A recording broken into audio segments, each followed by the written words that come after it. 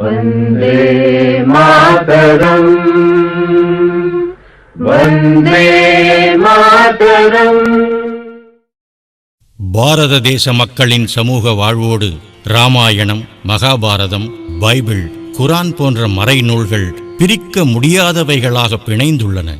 தாய் தந்தையர் மீதான பாசம், பற்று, சொந்த பந்தங்கள், உறவினர்கள், நண்பர்களுடன் அணுக வேண்டிய அன்பு, பொறுமை, அடக்கம், நீதி நெறிமுறைகள், கடமை உணர்வு, முயற்சி, திட சிந்தனை, ஒரு மனிதனாக தன்னுடைய பொறுப்புகள், இவை அனைத்தையும் இவ்விதமாகவே இருக்க வேண்டும் என்று இந்த மறை நூல்கள் உணர்த்துகின்றன.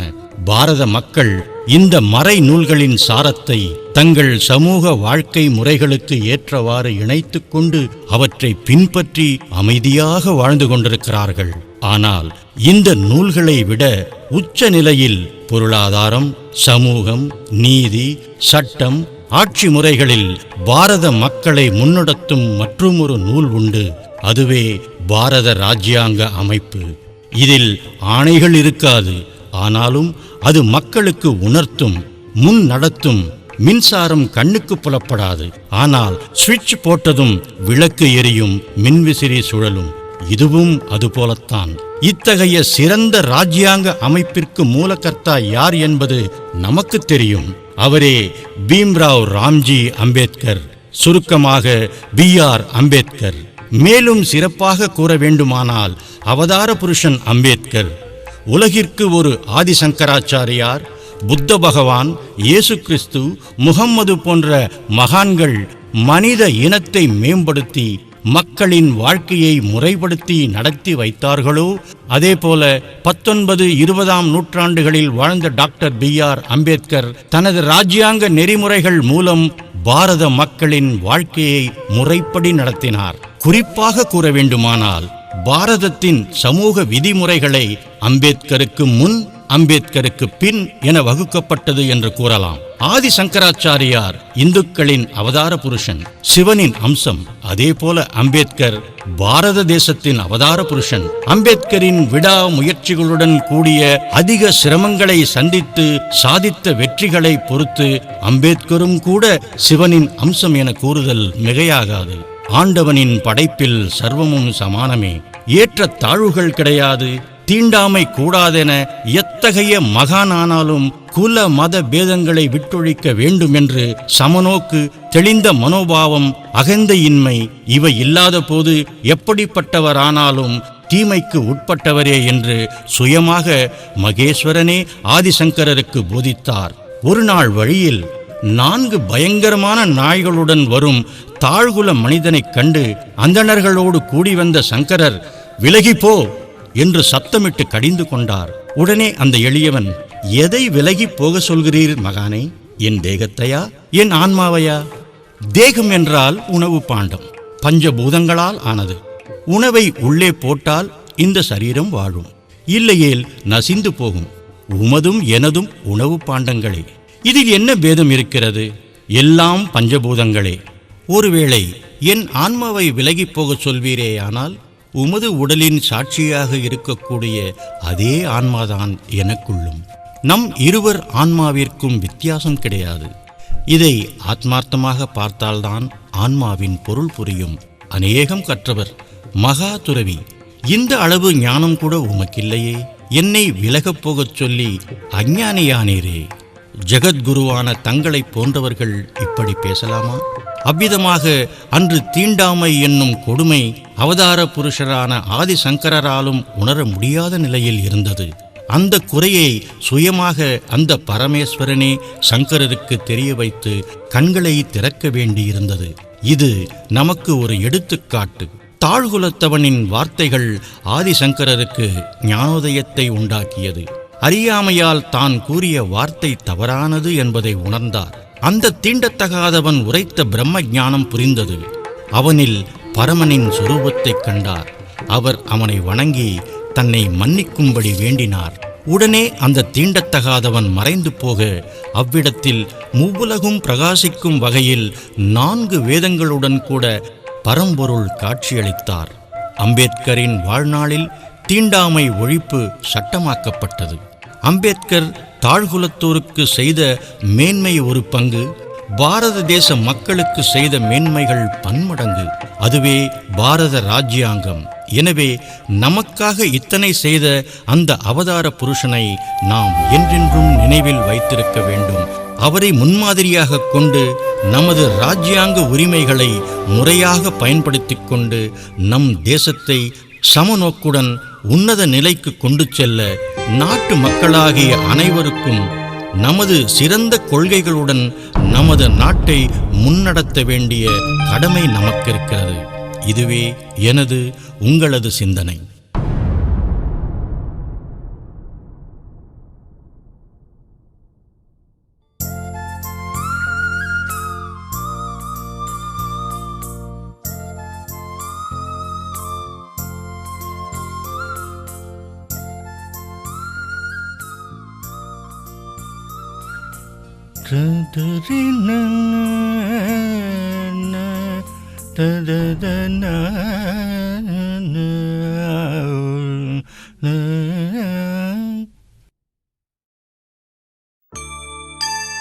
சந்திரம்மா, என்ன செய்யற நீ?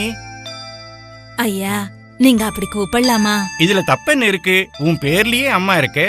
சந்திரமா தானே உன் பேரு? அது இல்லங்கய்யா, நான் கீழ் சாத்திய சேர்ந்தவ, நீங்க மேல் சாத்திய சேர்ந்தவங்க. என்ன அப்படி கூப்பிடக்கூடாது. சந்திரம்மா, இன்னும் பழங்கால பழக்கம்தானா? முதல்ல அந்த செருப்பை கீழே போடு. இது இன்னைக்கு இல்லீங்கய்யா, எங்க பாட்டன் பூட்டன் காலத்திலிருந்து வர பழக்கம் ஐயா. திரும்பவும் அதையே ஏன் சொல்ற? நீ யாருக்கும் அடிமை இல்ல சந்திரம்மா, நீ சுதந்திரமானவ. முதல்ல செருப்பை கீழே போடு. அது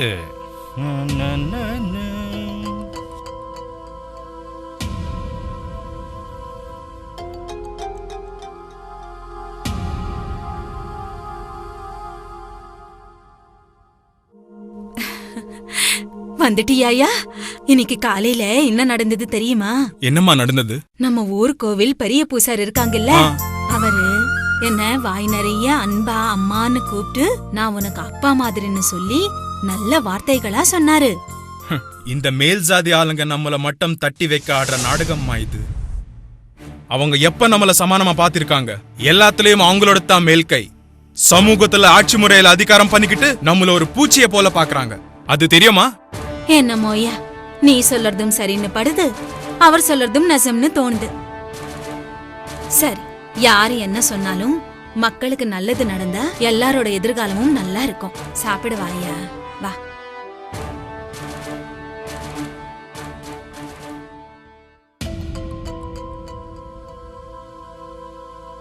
அதனால நம்ம ஒன்னா இளைஞ்சி முன் வந்து போராடணும்.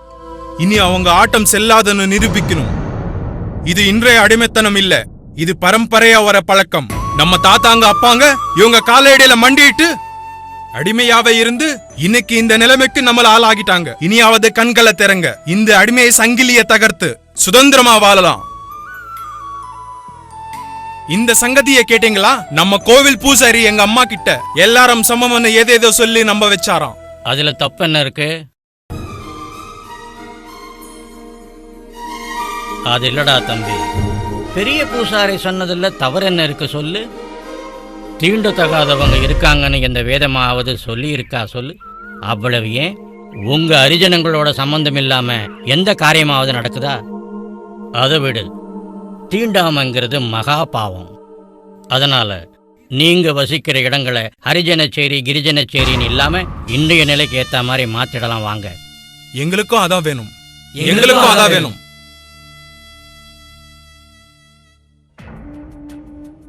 தாழ்த்தப்பட்டோரின் இல்லத்தில் அந்தணரின் நல்லிணக்கம்.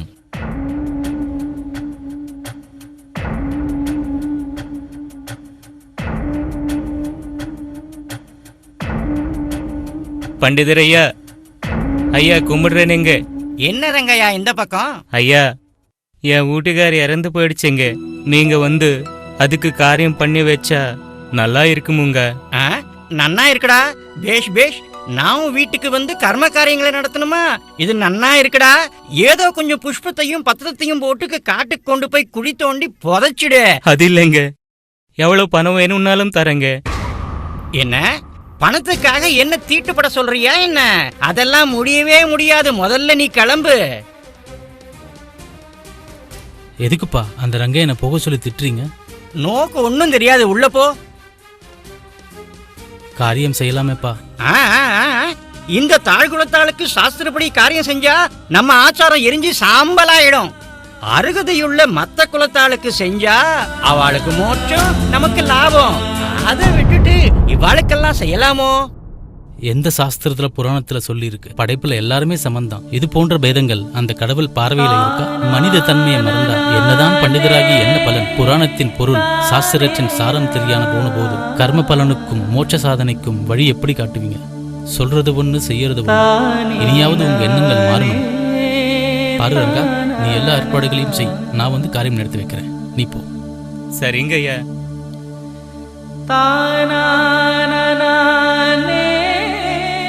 தீண்டாமைக்கு இறுதிப் பயணம்.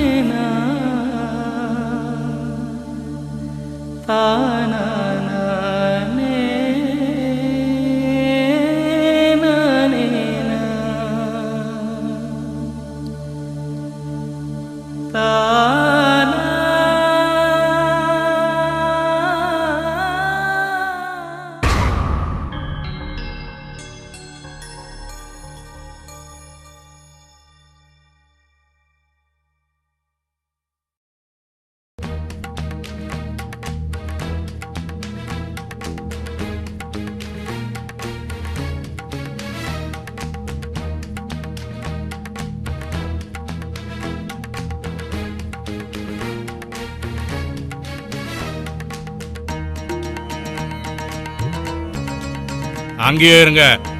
இது மேல் சாதிக்காரங்களோட மயானம். அந்த சவத்தை இங்க எரிக்க விடவே மாட்டோம். சமூகத்துல எல்லா சமம்னு சொல்றாங்க. இந்த வேண்டாத வாதம் எதுக்குங்க? எல்லா மனுஷனுக்குள்ளேயும் ஓடுறது ஒரே ரத்தம் தானே. நாம எல்லாருமே சுவாசிக்கிற காற்று, குடிக்கிற தண்ணி ஒன்னா இருக்கும்போது, எல்லாரது உடம்பிலும் சுபாவத்திலும் எந்த வித்தியாசமும் இல்லாத போது இந்த இறுதி கட்டத்துல விவாதம் எதுக்குங்க? சரி, அவளும் ஏன் ஒரு தடவை உங்க மனசு தொட்டு சொல்லுங்க. சவத்தை எரிக்கும் வெட்டியான் பானையில் கல் இருக்கும், அந்தனர் செம்பில் கங்காஜலம் இருக்கும். உயிர் நாடியான ஆதவன் பானை கல்லையும் செம்பின் ஜலத்தையும் வேர்வேறாக பிரித்து பார்த்ததில்லையே. படைத்தவனுக்கு இல்லாத பேதபாவம் அவர் படைப்பான நமக்கு எதற்கு சொல்லுங்க? அது மட்டுமல்ல, ஜகத்குரு ஆதிசங்கராச்சாரியா ஒரு தாழ் குலத்தானை தன் குருவாக குறிப்பிட்டார். நெசந்தான். இவரு சொல்றதுல தப்பென்ன இருக்கு? இருப்பதைதான், நமக்கு தெரிந்ததைதான் இவரும் சொல்றார். அதோடு கடவுளின் பார்வையில் அனைவரும் சமானமே ஆகும்போது இந்த சவத்தை எரிப்பதை தடுக்க நாம் யார்? சரி, பெரியவங்க சொல்லிட்டீங்க. இனி நான் சொல்ல என்ன இருக்கு? நடத்துங்க.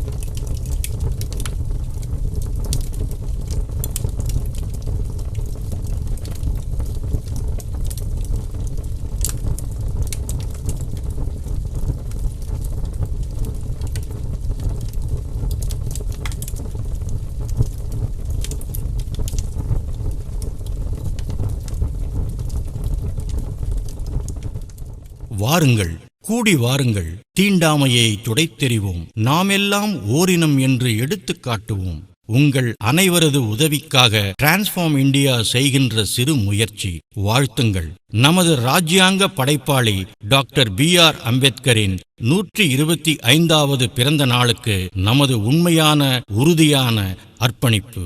ஜெய் பீம், ஜெய் ஹிந்த்.